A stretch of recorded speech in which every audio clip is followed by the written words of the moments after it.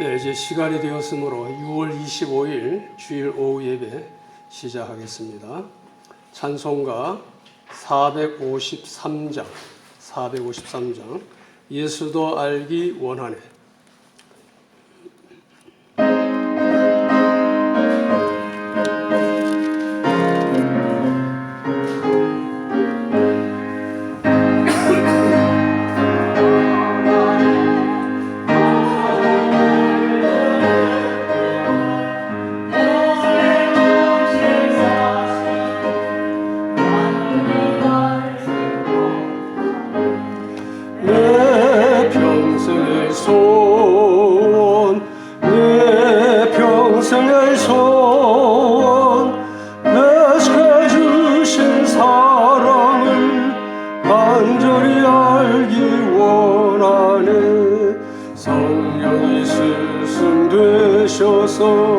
진리를 가르치시고 거룩한 뜻을 깨달아 예수를 알게 하소서.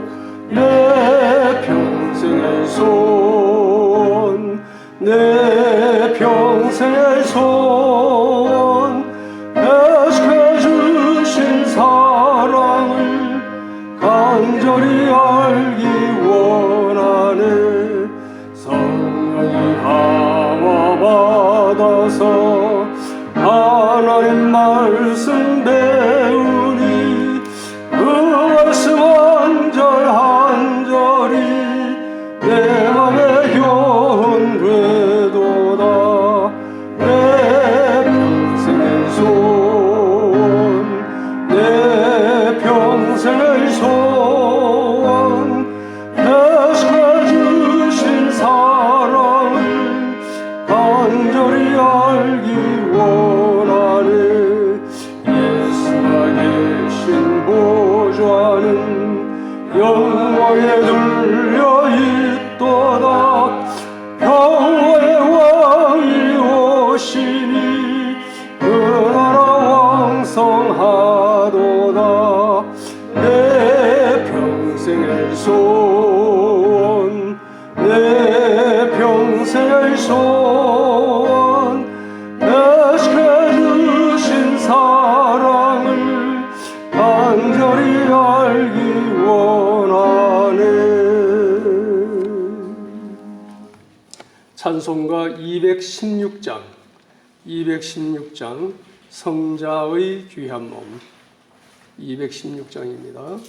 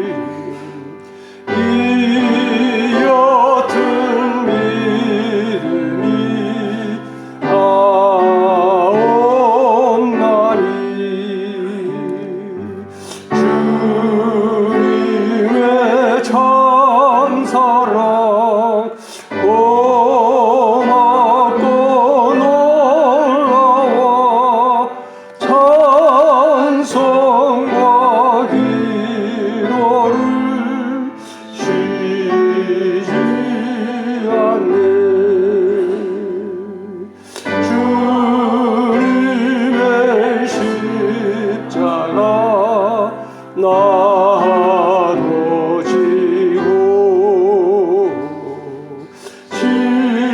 진실한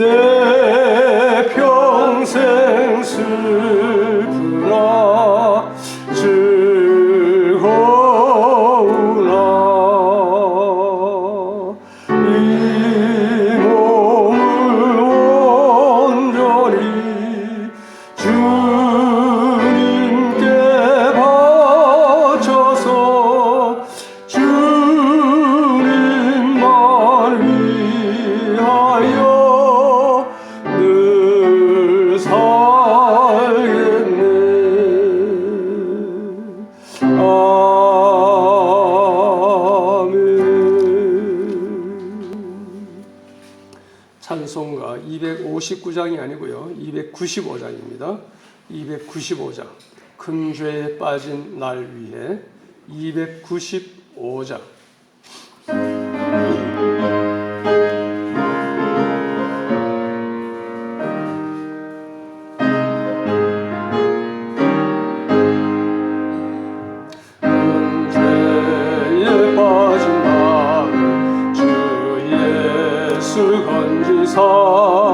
그 넓은 품에 안은 은혜는 저 바다보다 깊고 저 하늘보다 높다. 그 사랑 영원토록 나 찬송하리라. 날로도 귀하다. 날로도 귀하다.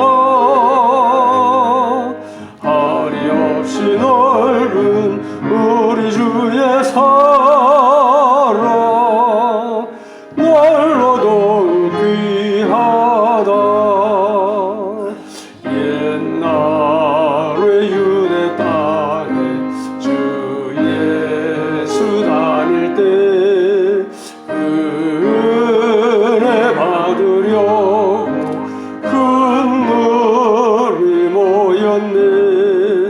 눈 먼저 병든 자를 다 고쳐주셨으니 나 같은 죄인까지 은혜 받도다.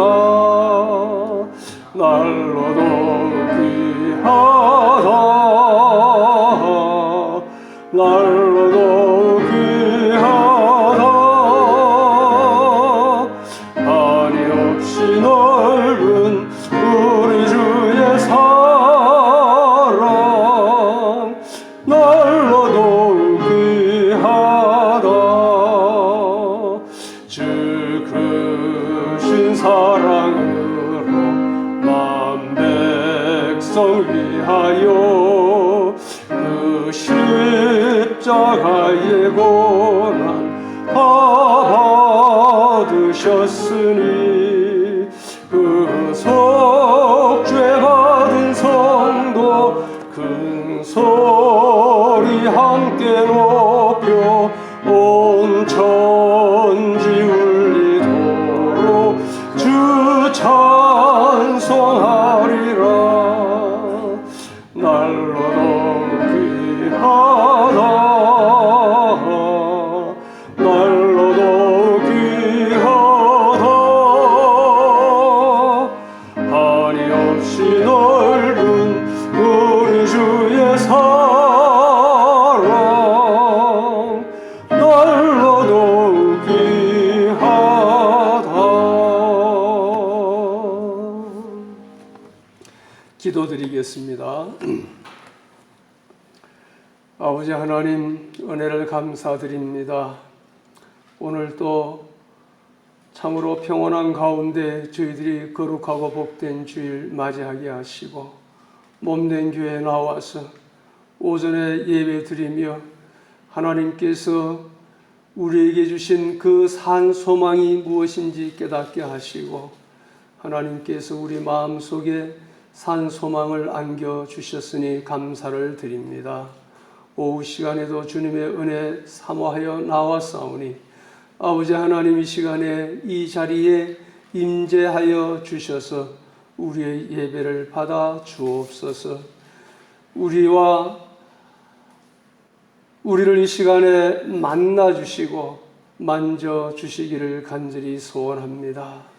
아버지 하나님, 우리가 다 영적으로 육적으로 연약한 가운데서 병든 가운데서 주님 앞에 나왔사오니 주님, 우리의 영과 육을 어루만져 주셔서 병든 것 다 고쳐 주옵소서. 삐뚤어진 것 바로 잡아 주옵소서. 말씀과 성령으로 새롭게 하여 주옵소서. 특별히 육신이 다 연약합니다. 하나님 긍휼을 베풀어 주옵소서. 주님께서 십자가 지실 때에 우리의 죄만 담당한 것이 아니라 우리의 병과 연약한 것을 다 담당하셨다고 하셨사오니 주님 십자가 바라볼 때에 주님의 보혈로 우리 머리에서 발끝까지 씻어주시고 깨끗게 하여 주시고 우리의 그 오장 육부 모든 기관과 이 골격들이 제 위치에 바로 박히게 하여 주시고 제 기능을 잘 발휘함으로 말미암아 하나님께서 원래 창조하신 그 창조의 모습대로 저희들이 건강을 회복할 수 있게 하여 주시옵소서. 건강하여서 하나님께서 우리에게 주신 사명을 온전히 다 감당할 수 있게 하여 주시고 하나님 앞에 영광 돌리는 삶이 되게 하여 주옵소서. 우리가 가지고 있는 여러 가지 문제들도 참 소망 되신 예수님께서 다 해결하여 주실 줄 믿사옵나이다. 6월은 특별히 호국 보훈의 달이며 오늘은 특별히 6.25 전쟁 73주년 기념일입니다. 그 전쟁의 폐허 속에서 하나님 이 나라를 다시 재건할 수 있게 하여 주시고 지금까지 부흥성장하게 하여 주심 감사합니다. 나라를 위하여서 목숨을 바친 그 순국 선열들의 그 헌신을 저희들이 기리게 하여 주시고 지금도 나라를 지키기 위하여 수고하는 국군 장병들 이 시간에도 지켜 주시옵소서. 아버지 하나님 이 나라를 긍휼히 여겨주셔서 아직도 이 땅에 만전된 모든 죄악들이 어둠의 세력들이 다 떠나가게 하여 주옵소서. 특별히 위에 세워주신 위정자들 대통령을 비롯하여 모든 산부 요인들 위정자들이 하나님을 경외하며 백성을 사랑하며 기독교 가치관으로 국정을 잘 운영할 수 있게 하여 주시고 모든 백성들이 국정을 위하여 수고하는 자들을 위하여 기도하는 우리 백성들 되게 하여 주옵소서. 특별히 북한에 있는 나의 동포들 불쌍히 여겨주셔서 김일성 우상체제 하에서 너무나도 고생하고 있습니다. 하나님 속히 해방시켜 주시고 그곳에서도 복음이 전파되게 하여 주시고 예수 믿고 구원받는 역사가 일어나게 하시며 복음으로 남과 북이 하나로 통일되는 그날이 속히 오게 하여 주옵소서. 그리하여서 백두산에서 한라산에 이르기까지 하나님을 찬양하는 소리가 울려 퍼지는 그 통일의 날 속히 오게 하여 주시옵소서. 아버지 하나님 이 시간에 또 우리 한국 교회를 위하여 기도드립니다. 참으로 교회의 바른 영성을 회복할 수 있게 해주시고 무엇보다도 거룩한 영성을 회복하고 이 땅의 빛과 소금의 사명을 온전히 감당함으로 선한 영향력을 발휘하는 교회들이 되게 하여 주옵소서. 이 시간에도 세계 그 열악한 환경 오지에 가서 복음을 전하는 우리 모든 선교사들을 붙들어 주시옵소서. 아버지 하나하나 하늘의 권세와 능력을 더딥혀 주셔서 그 흑암의 진을 파고 하나님의 나라를 힘있게 확장해 나가게 하여 주옵소서.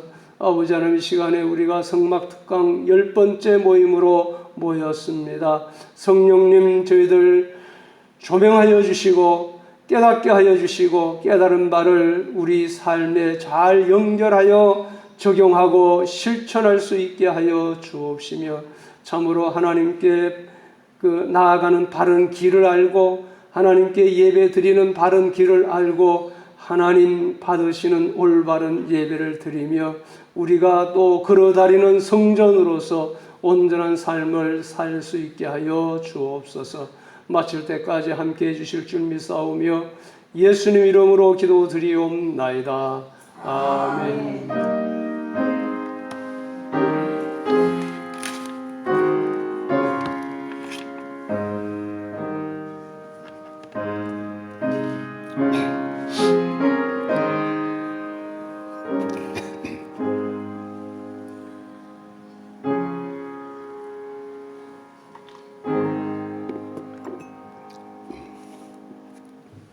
예, 이제 하나님의 말씀 출애굽기 27장 1절에서 8절까지입니다. 출애굽기 27장 1절에서 8절까지 제가 봉독하겠습니다. 1절 아카시아 나무로 제단을 만들되 그 길이도 5규빗 너비도 5규빗이 되게 하여 그 제단이 네모지게 하고 그 높이는 3규빗으로 하여라. 제단의 네 모퉁이 위에 뿔들을 만들되 그 뿔들이 제단에 이어지게 하고 그 제단을 놋으로 입혀라. 3절입니다. 재를 담는 통들과 부삽들과 대야들과 고기 갈고리들과 불 옮기는 그릇들을 만들되 제단의 모든 기구들을 놋으로 만들어라. 제단을 위하여 놋으로 그물 모양의 석쇠를 만들고 그 그물 위 네 모퉁이에 놋고리 4개를 만들고 그 그물을 제단 사면 가장자리 아래에 달아 제단의 중간까지 이르게 하여라. 6절 제단을 위에 채를 만들되 곧 아카시아 나무로 채들을 만들어 그것들을 놋으로 입히고 그 채들을 제단 양편의 고리에 꿰어 제단을 옮길 수 있게 하여라. 8절 제단은 널빤지로 속이 비게 만들되 산에서 내게 보여준 대로 그들이 만들게 하여라. 아멘. 예, 본문에 가장 많이 나오는 단어가 무엇인가요? 가장 많이 나오는 단어, 계속해서 나오는 단어 뭐죠? 예, 제단, 그렇죠? 제단이 계속 나옵니다. 제가 헤아려 보니까 13번 나옵니다. 이 제단은 제물을 태우는 단이기 때문에 번제단으로 불리기도 하고 또 뭐로 만들었습니까? 금입니까? 놋입니까? 놋으로 만들어졌기 때문에 놋제단이라고 불리기도 했습니다. 물론 제단 자체는 아카시아 나무를 만들고 놋을 입혔죠. 오늘은 이 말씀을 근거로 번제단, 갈로 안에 놋제단이라고 썼습니다. 번제단, 놋제단이라는 제목으로 말씀을 증거하겠습니다. 제목을 한번 따라 하실까요? 번제단, 놋제단. 번제단, 놋제단. 네, 감사합니다. 자, 4월 셋째 주부터 시작한 성막 특강이 오늘로서 10번째를 맞이하였습니다. 참 지겹게 성막 특강을 하고 있는데요. 지루합니까? 아니죠? 예. 지금까지 본문 25장과 26장은 성막 본체, 즉 성소와 지성소 안에 설치될 여러 기구들과 본체의 골격에 대해 기술하여 왔습니다. 반면에 오늘 본문 27장은 성막 본체의 바깥, 즉 성막들에 설치될 여러 가지 기구들에 대해 설명하고 있습니다. 본론으로 들어가기 전에 지금까지의 전반적인 내용을 간단히 복습하는 것이 필요할 것 같습니다. 이제 다 잊어먹었으니까 조금만 복습하겠습니다.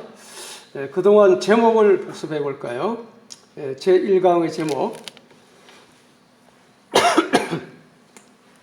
기억나는 사람은 비정상적인 사람입니다.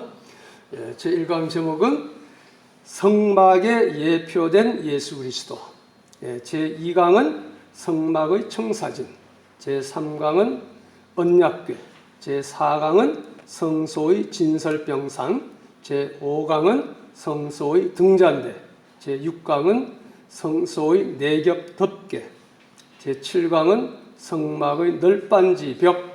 제8강은 성막의 널빤지 벽 2. 두 번째로 했죠. 제9강은 제9강 기억나시나요?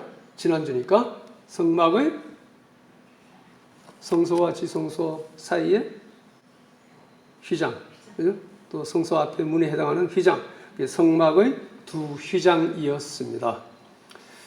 성막의 목적은 이중적이라고 하였습니다. 첫째, 성막의 단기 목적은 하나님께서 자신의 백성 가운데 거하시기 위함이며, 이게 임마누엘이 목적이라고 그랬죠.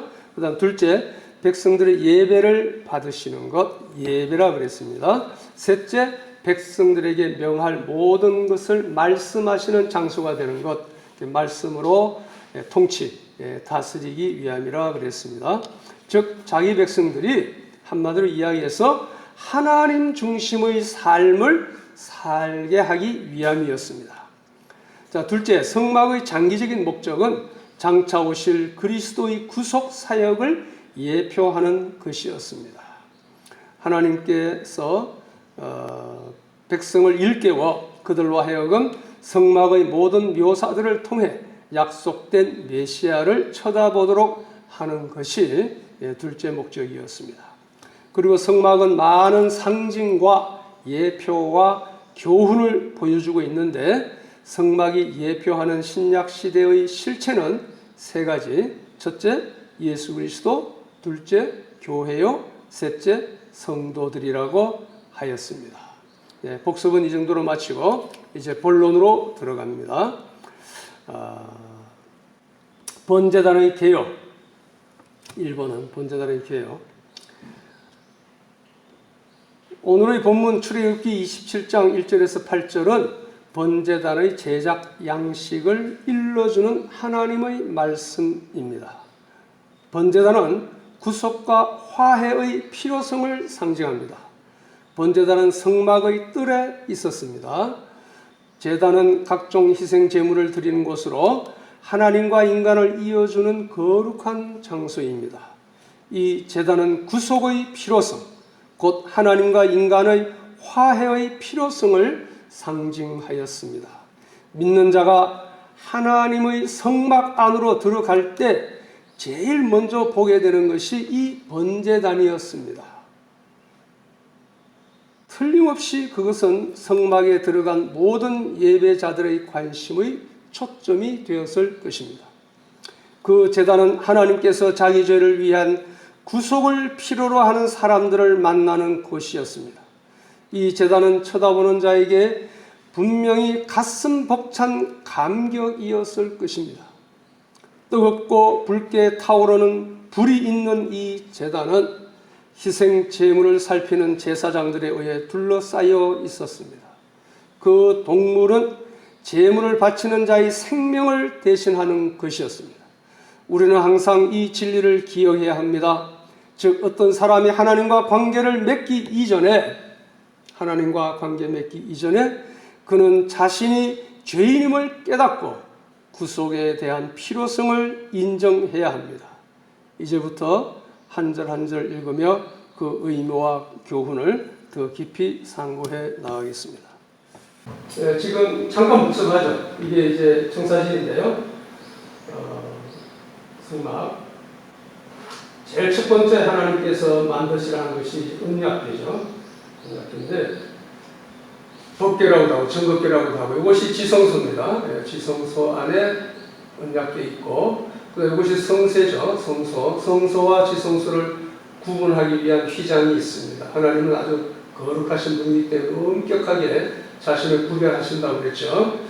그래서 이것이 이제 2번이 분향단인데 아직 설명 안 했습니다. 3번이 뭐죠? 진설병상. 이쪽이 북쪽입니다. 여기가 남쪽. 그러면 이쪽은 입구가 동쪽. 성막 지성소 뒤편이 서쪽이 되죠. 자, 이게 북쪽에 진설병이 있고 남쪽에 등잔대가 있어. 등잔대가 이 진설병들을 비춰주고 있었습니다. 하나님의 의문이라고 했습니다. 자, 이것이 본체죠. 성막의 본체인데, 본체 안에 기구들 거의 다 끝났고요. 그 다음 이제 그 휘장들, 또 덮개, 그 이야기까지 다 끝났습니다. 이제 나와서 5번이 뭘까요? 물두멍.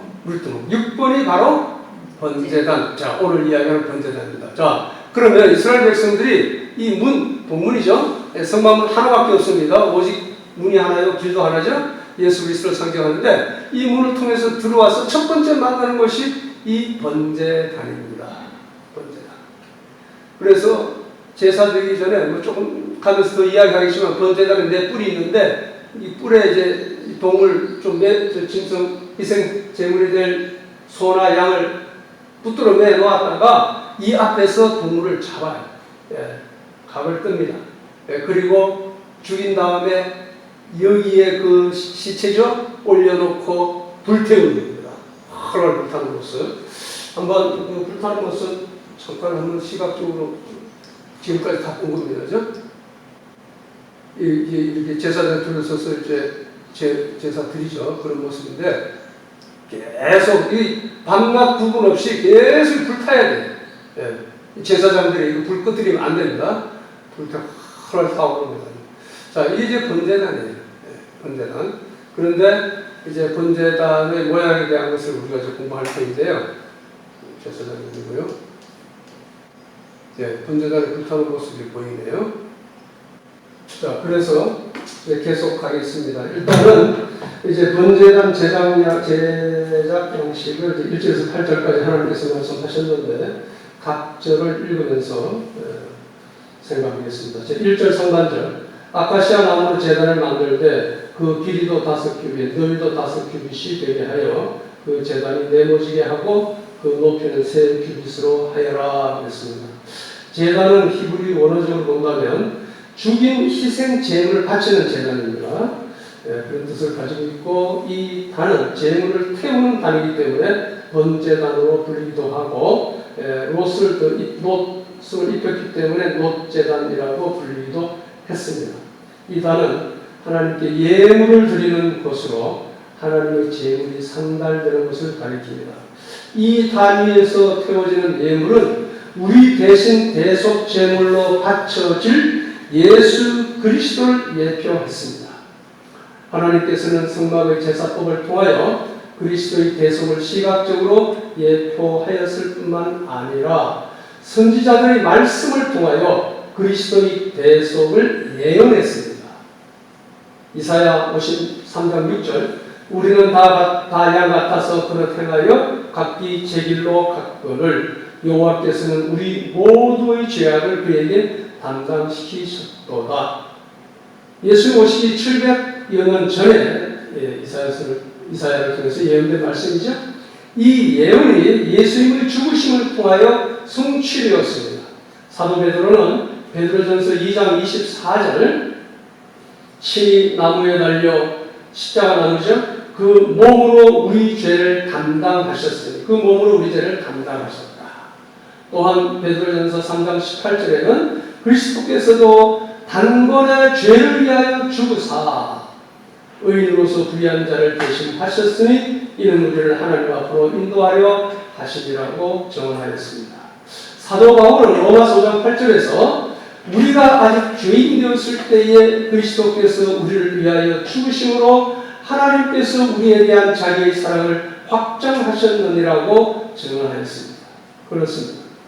실로 예수 그리스도는 하나님의 아들로서 이 땅에 오셔서 우리 대신 심판받아 죽으셨고 우리로 하여금 하나님께 나아갈 수 있는 길을 열어놓으셨습니다.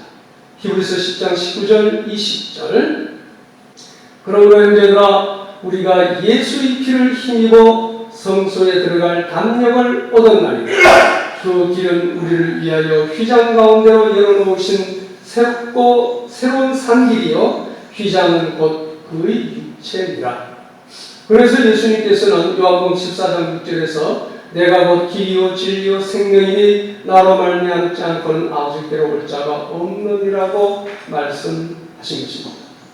구약 제사의 가장 기초가 되고 핵심이 되는 희생 짐승을 죽여 불태워드리는 제단에 대한 규례를 통하여 우리는 하나님 앞에서 자신의 자아를 죽여 스스로 겸비하지 않고서는 결코 살아있는 참된 예배를 드릴 수 없다는 사실을 깨닫게 되는 것입니다. 인간의 모든 욕정과 죄와 허물을 완전한 희생 제물 되신 그리스도와 함께 십자가에 못 박아 죽이지 않는 자는 결코 살아계신 거룩한 하나님 앞에 나아갈 수 없다는 사실을 명심합시다. 갈라디아서 5장 14절 말씀입니다. 그리스도 예수의 사람들은 육체와 함께 그 정과 욕심을 탐심을 십자가에 못 박았느니라고 하였습니다. 우리도 사도 바울처럼 다음과 같이 고백할 수 있어야 하겠습니다. 갈라디아서 2장 10절 내가 그리스도와 함께 십자가에 못 박혔나니 그런즉 이제는 내가 산 것이 아니요 오직 내 안에 그리스도께서 사신 것이라. 이제 내가 육체 가운데 사는 것은 나를 사랑하사 나를 위하여 자기 자신을 버리신 하나님의 아들을 믿는 믿음 안에서 사는 것이라. 1절 하반절 보겠습니다. 규빗이란 말 나오죠. 예, 규빗은 지난번도 설명드렸지만은 우리 측정달, 길이 측정달인데 이 팔꿈치에서부터 그 중앙 손가락 중지 끝까지 길이가 한 규빗인데 대략 쉽게 생각해서 0.5m라 생각하면 되겠습니다. 50m? 네, 0.5m, 50cm. 그래서 한 번 더 실습해보죠. 이 스크린의 가로가 몇 규빗 정도 될까요? 가로 길이가 몇 규빗 정도 돼? 한번 재볼까요? 이렇게 하면 됩니다. 길이. 팔꿈치부터 하나, 둘, 셋, 넷, 다섯, 한 6개 정도 되네요. 6규빗이면 몇 미터? 네, 3미터 정도. 네, 그렇게 규빗이라는 단어가 그렇습니다. 0.5미터 정도 그렇게 이해하시면 좋겠습니다. 그래서 번제단의 크기는 가로가 한 5규빗이니까 0.5m, 세로가 5규빗이니까 2.5m. 그러니까 정사각형이죠. 정사각형이고 높이는 3규빗 약 1.5m인데 이 규빗에도 영적인 의미가 있습니다. 이는 성경에서 5는 그 은혜의 수가 그래요. 은혜의 수. 그리고 3은 삼위일체 하나님의 완전수로 보고 번제단이 5와 3이란 숫자로 이어진 것은 하나님의 은혜의 완전함을 상징하는 것으로 볼 수 있습니다. 자, 2절 상관절 보겠습니다. 제단은 네 모퉁이 위에 뿔들을 만들 때 그 뿔들이 제단에 이어지게 하고라고 했습니다. 이 제단은 네 모퉁이마다 뿔을 조각하여 달아야 했습니다. 이 뿔은 원어적으로 볼 때 짐승의 뿔처럼 생겼다고 여겨집니다. 희생제물을 드리는 자는 약간의 피를 뿔들에 바른 후에 나머지를 제단 밑에 부었습니다. 속죄제의 규례를 잠깐 보실까요? 출애굽기 29장 10절에서 14절 너는 송아지를 회막 안으로 끌고 끌어오고 아론과 그의 아들들은 그 송아지 머리에 안수할지며 너는 회막문 여호와 앞에 그 송아지를 잡고 그 피를 네 손가락으로 제단 뿔들에 발라라 했습니다. 그리고 그 피 전부를 제단 밑에 쏟을지니라. 내장에 덮인 모든 기름과 간 위에 있는 그 불과 두 콩팥과 그 위에 기름을 가져다가 제단 위에 불사르고 그 수소의 고기와 가죽과 똥을 진 밖에서 불사르라. 이런 속죄제니라 그랬습니다. 레위 4장 25절은 제사장은 그 속죄제물의 피를 손가락에 찍어서 번제단 뿔들에 바르고 그 피는 번제단 밑에 쏟아라 그랬습니다. 이와 같이 번제단의 뿔은 예수 그리스도의 구속의 능력을 예표합니다. 또한 그 뿔은 하나님의 보호, 안전, 도우심의 힘과 능력을 상징하였습니다. 사무엘상 2장 1절 한나가 기도하여 가로되 내 마음이 여호와를 인하여 즐거워하며 내 뿔이 여호와를 인하여 높아졌으며 내 입이 내 원수를 향하여 크게 열렸으니 이는 내가 주의 구원을 인하여 기뻐함이니이다. 또 삼상 2장 10절에 보면 여호와께서 땅끝까지 심판을 내리시고 자기 왕에게 힘을 주시니 자기의 기름 부은 자의 뿔을 높이시리로다 하니라 그랬습니다. 시편 기자는 다음과 같이 노래했습니다.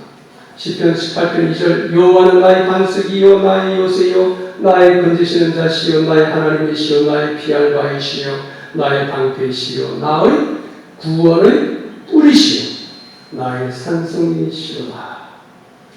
이 제단뿔은 희생제물이 도살되기 전에 잠깐 동안 매여있는 장소였습니다. 시편 118편 27절 여호와는 하나님이시라 그가 우리에게 빛을 주셨으니 밧줄로 절기 제물을 제단뿔에 낼지어다. 예, 그렇습니다. 또 죄인들이 급히 도주하여 이 제단뿔을 잡을 경우에 그 죄인은 죽임을 면할 수 있었습니다. 왕상 1장 50절 아도니아도 솔로몬을 두려워하여 이제 솔로몬 앞에 죽게 됐어요. 장례이기 때문에 일어나 가서 제단뿔을 잡으니 그 제단뿔을 잡으면은 그 죽임을 면하는 겁니다. 그것이 한 사례죠. 또 아도니아를 쫓은 요압도 그렇게 하였습니다. 정령 제단뿔은 죄인이 죄 용서를 받고 죽을 목숨을 건진받는 은혜의 처소였습니다. 그래서 혹자는 영원히 죽을 수밖에 없는 우리 죄인들에게 사죄의 은총을 베풀어 구원받고 영생을 얻게 해주신 예수 그리스도야말로 정령 제단뿔과 같은 분이시라고 고백하였습니다. 자, 2절 하반절 그 제단을 못은 굴이죠. 못으로 입혀라.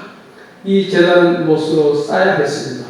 제단과 제단에 다른 모든 부속 기구들을 못으로 만든 이유는 못을 이거 녹는 점이 섭씨 1083도, 1000도가 넘어요. 1000도가 넘어야 못이 녹습니다. 그런 온도에 견딜 수 있기 때문이었을 것입니다. 하나님께서 레위기 6장 12절 13절에 제단 위의 불은 항상 피워 꺼지지 않게 할지니 제사장 아침마다 나무를 그 위에서 태우고 번제물을 그 위에 벌려놓고 화목제의 기름을 그 위에서 불살지며 불은 끊임없이 제단 위에 피어 꺼지지 않게 할지니라고 하였습니다. 그래서 제단이 못으로 쌓여진 이유는 제단 위에서 항상 타고 있는 화염에 의하여 제단이 파손되는 것을 막기 위하여 절대적으로 필요한 것이었다. 이렇게 이해할 수 있습니다. 그러나 이러한 실용적인 목적 이외에도 상징적인 의미를 발견할 수 있습니다. 성경에서 못은 심판과 저주를 상징합니다. 그래서 신명기 28장 22절 23절 여호와께서 폐병과 열병과 염증과 학질과 한재와 풍재의 썩는 재앙으로 너희를 치시리니 이 재앙들이 너를 따라서 너를 진멸할 것이다. 자 23절 내 머리 위의 하늘은 노시려. 그러니까 노시려가 재앙이 된다는 이야기입니다. 재앙을 얻는 것이죠. 내 아래 땅을 쳐질 것이다 라고 하였습니다. 출애굽한 이스라엘 백성들이 광야에서 길과 음식 때문에 모세를 원망하고 불평하니까 하나님께서 불뱀을 보내어서 징계하셨죠. 이때 백성들이 회개함으로 하나님께서 녹뱀을 만들어 장대에 달아 쳐다보는 자를 살게 하셨습니다. 민수기 21장 9절 모세가 녹뱀을 만들어 장대 위에 다니 뱀에 물린 자가 녹뱀을 쳐다본 적 모두 살더라. 여기서 장대에 달린 녹뱀은 십자가에서 달리신 예수님을 예표하는 것이었습니다. 예.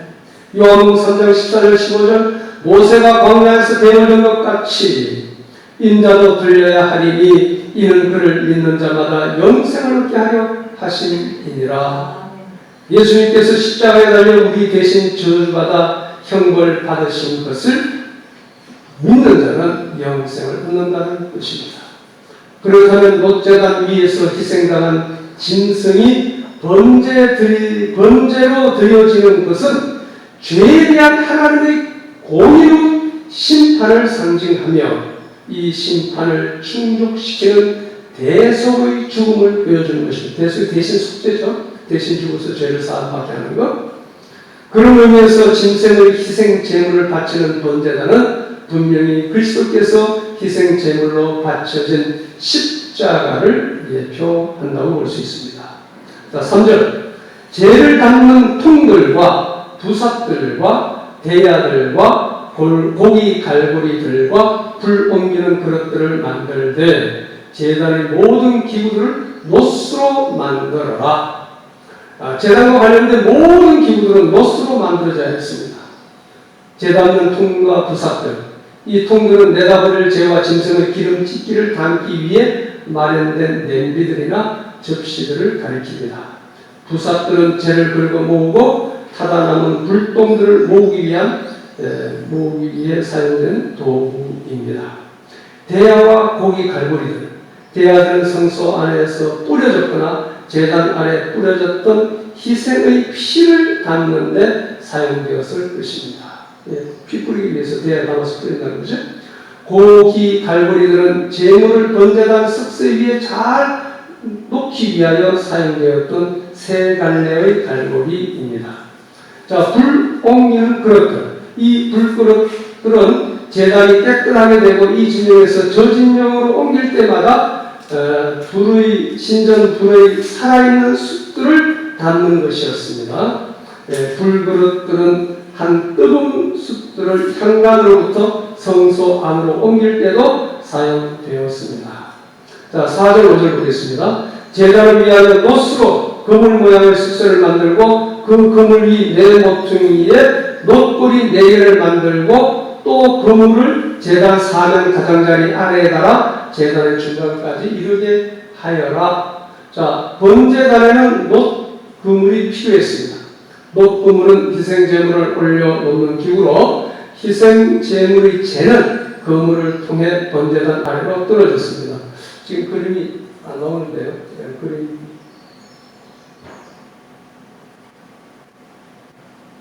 이거 번제단. 요 번제단의 중간쯤 높이의 석쇠. 안 나옵니까? 안 나오네요. 지나가겠습니다. 각 모퉁이에 이제 노꼬리 4개를 만들어가지고 절반 위치에 놓아가지고 이제 장작 태우면서 이제 제물도 타게 하고 그 재들을 밑으로 빠지게 그렇게 한 것입니다. 자, 6절 7절. 제단을 위해 재를 만들 때 곧 아카시아 나무로 재들을 만들어 그들을 롯으로 입히고 그 채입니다. 채들을 제단 양편의 고리에 꿰어 제단을 옮길 수 있게 하여라 그랬습니다. 번제단을 운반하기 위한 긴 막대 2개를 아카시아 나무로 만들고 놋으로 쌓아야 했습니다. 제단에 옮겨질 때 이 채들은 4 구멍 곧 제단 양편 고리에 끼웠습니다.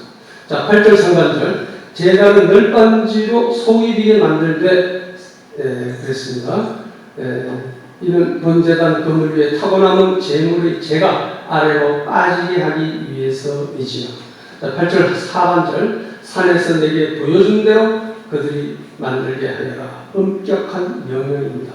제단은 꼭 지시된 설계대로 지어져야 했습니다. 오늘날 교회도 이와 마찬가지로 하나님 말씀에 따라 설립되고 유지 발전되어야 하는 것입니다. 자, 이제 결론입니다. 번제단은 성막 뜰 안으로 들어올 때 제일 앞쪽에 놓여졌는데 희생 제물을 태워 하나님께 제사 드리는 곳이었습니다. 따라서 번제단은 죄인을 대신하여 희생당하신 예수 그리스도의 속죄사역과 그 대속의 현장인 십자가 제단을 예표하는 것입니다. 번제단이 주는 몇 가지 교훈을 간단히 나누고 마치겠습니다. 이스라엘 백성들이 하나님이 임재하시는 성소에 나아가기 위해서는 반드시 먼저 번제단에서 제물을 태워 죄 사함을 받아야 했듯이 성도들도 하나님 앞으로 나아가기 위해서는 먼저 죄 문제를 해결받아야 한다는 것입니다. 그것은 죄를 가지고는 절대로 거룩하신 하나님 앞으로 나아갈 수 없기 때문입니다. 그러므로 하나님께 나아갈 뿐 아니라 하나님과 친밀한 교제를 나누기 원하는 사람은 먼저 죄 문제를 해결해야만 합니다. 그래야만 하나님과 친밀한 교제를 나눌 수 있으며 하나님으로부터 오는 축복도 받을 수 있는 것입니다. 그러면 우리가 어떻게 죄 문제를 해결받을 수 있습니까? 그것은 오직 우리 죄를 위해 희생 제물이 되셔서 십자가 제단에서 자신을 하나님께 드리신 예수 그리스도를 통해서만 가능합니다. 그렇습니다. 에베소서 1장 7절 우리는 그리스도 안에서 그 은혜의 풍성함을 따라 그의 피로 말미암아 속량 곧 죄사함을 받았다 했고요. 히브리서 9장 11절 12절 그리스도께서는 이미 이루어진 좋은 일들의 대제사장으로 오셔서 손으로 짓지 않은 곧 이 창조에 속하지 않은 더 크고 더 완전한 장막에 들어가셨다. 그분은 염소와 송아지의 피가 아니라 자신의 피로 단번에 성소에 들어가셔서 영원한 속죄를 이루셨다. 그랬습니다. 히브리서 10장 12절 18절 보겠습니다. 그리스도께서는 죄를 위하여 한 번의 영원한 제사를 드리시고 하나님 오른쪽에 앉으셔서 이처럼 죄와 불법이 사해졌으니 죄를 위한 제물이 더 이상 필요 없다. 죄를 위한 제물이 더 이상 필요 없다라고 하였습니다.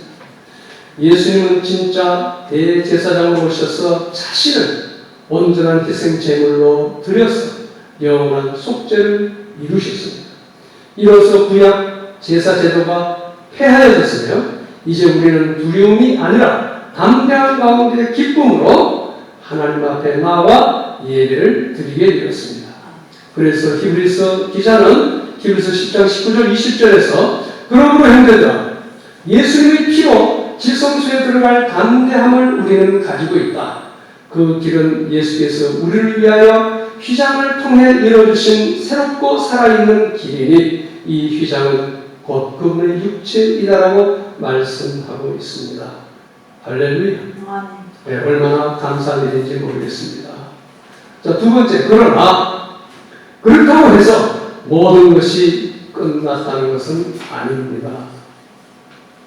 성도는 자신의 몸을 하나님께 거룩한 산 제물로 드려야 합니다.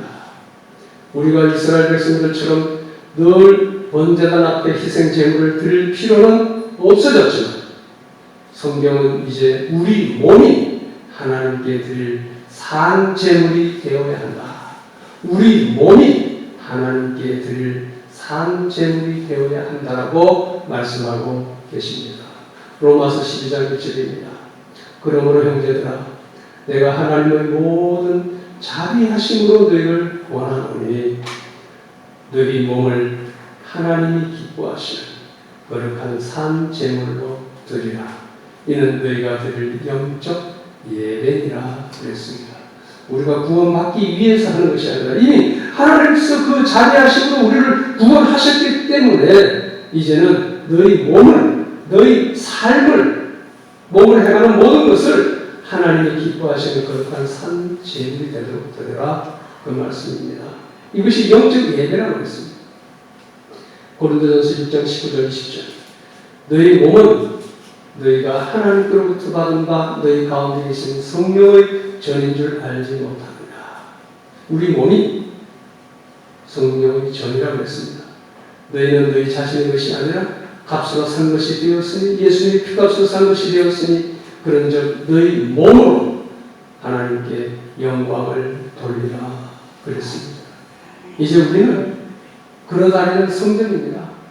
옛날에 성막이 있었고 솔로몬 성전이 있고 헤롯 성전 다 북방이었지만 예수님이 성전이 되셨고 이제 예수님은 우리가 성령이 거하시는 성전이 되었으니 우리는 걸어다니는 성전, 걸어다니는 성막이에요. 하나님의 말씀을 모시고 성령의 조명을 받으면서 걸어다니는 성전 기도드리겠습니다. 아버지 하나님 감사합니다. 오늘 10번째 성막에서 번제단을 묵상하면서 또 많은 하나님의 사랑과 은혜를 깨닫게 하시니 감사합니다.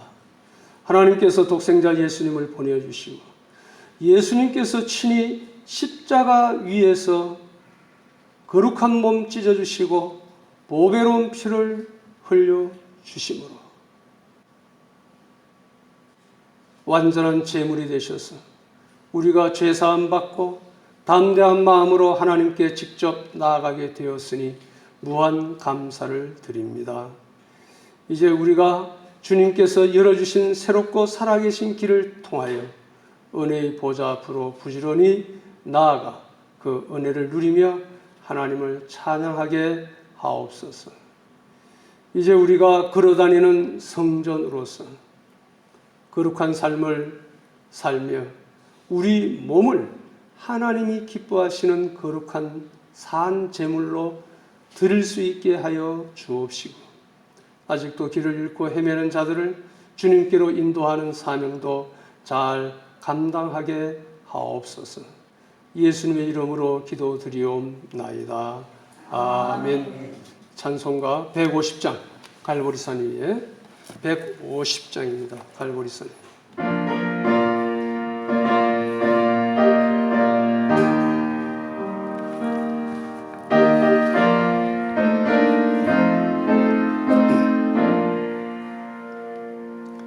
갈보리산 위에 십자가 섰으니 주가 고난을 당한 표라. 험한 십자가를 내가 사랑함은 주가 보혈을 흘리리라. 죄의 승리를 얻기까지 주의 십자가 사랑하리. 빛난 멸류관 받기까지 험한 십자가 붙들네. 멸시천대 받은 주의 십자가에 나의 마음이 끌리도다.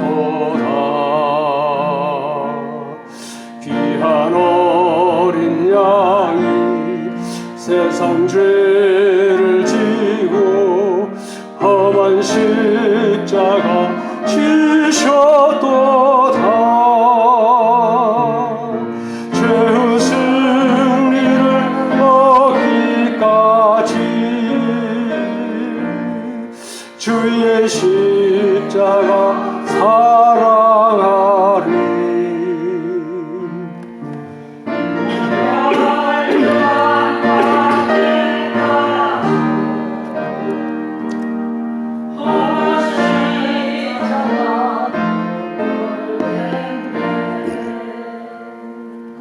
험한 십자가에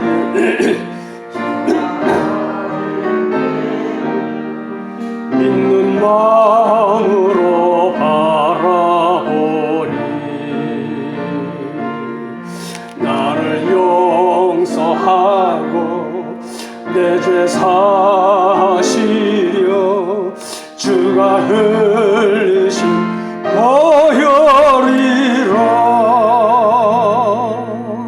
죄의 승리를 얻기까지 주의 십자가 사랑하리. 빛난 멸류관 받기까지 험한 십자가 붙들겠네. 한 십자가에 양집에 나를 부르실 그날에는 영광 중에 계신 우리 주와 함께 내가 죽도록 충성하리. 죄의 승리를 얻기까지 주의 십자가 사랑하리. 빛난 멸류관 받기까지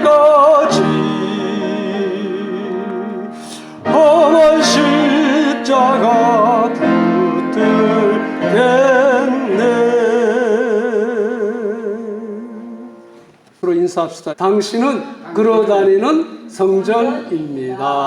아멘. 아멘. 네, 주기도문 하시겠습니다. 하늘에 계신 우리 아버지여, 이름이 거룩히 여김을 받으시오며 나라가 임하옵시며 뜻이 하늘에서 이루어진 것 같이 땅에서도 이루어지이다. 오늘 우리에게 일용할 양식을 주시옵고 우리가 우리에게 죄 지은 자를 사하여 준 것 같이 우리 죄를 사하여 주시옵고 우리를 시험에 들게 하지 마시옵고 다만 악에서 구하시옵소서. 대개 나라와 권세와 영광이 아버지께 영원히 있사옵나이다. 아멘.